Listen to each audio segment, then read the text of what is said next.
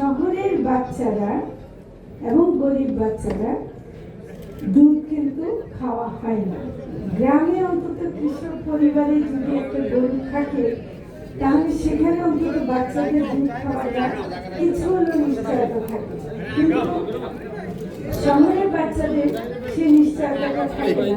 ফলে মানে ডিস্ট্রিবিউশনটা চিন্তা করবো কাদেরকে আমি পৌঁছাতে চাই। তাহলে শহরের বস্তির বাচ্চাদের কথা, গরিব বাচ্চাদের কথা আমি চিন্তা করতে বলবো, আমাদের বিশেষভাবে একটু কাজ করতে হবে। স্ট্যাটিস্টিক্স দিয়ে আমি বলতে পারবো না যে আমাদের দুধের চাহিদা আমরা মেটাতে পারছি বা কাছাকাছি গেছি, আমরা কাছাকাছি যাইনি। তবু একটা সুবিধা যে গ্রামের, এই জন্য গ্রামের মহিলাদের দিয়ে গরুর পালনটা আমাদেরকে উৎসাহ আরো বেশি দিতে হবে, কারণ অন্তত সেটা দিয়ে আমরা গ্রামে দুধের যে কনজামশনটা এটা বাড়াতে পারবো। কিন্তু এখানেও নারী পুরুষের ইয়ে আছে, আপনারা অস্টিওপোরোসিস এবং নানা রকম রোগের কথা বলছেন নারীদের।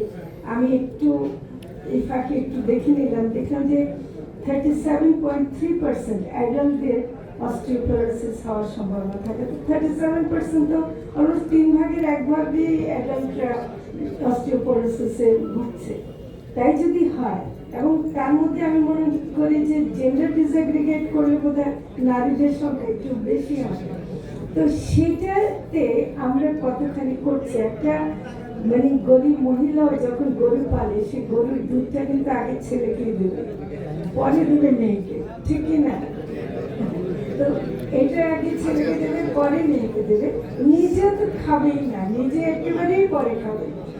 স্বামীকে, বাচ্চাদের দিয়ে স্বামীকে দেবে, তারপর কিছু বাঁচলে পরে হয়তো শেষে একটু হয়তো ডেকচিটা করে একটা একটু পায়, সেটা হয়তো খাবে। এগুলো আমাদের দেখা, আমরা জানি যে নারীরা এখানে বঞ্চিত হয়। কালার এক্সপার্ট, জর্জ স্যাপ এবং মাইল্ড অন হ্যান্ডস টেকনোলজি সমৃদ্ধ অরিক্স ক্রিস্টাল ওয়াশ আপনার লন্ড্রি এক্সপার্ট।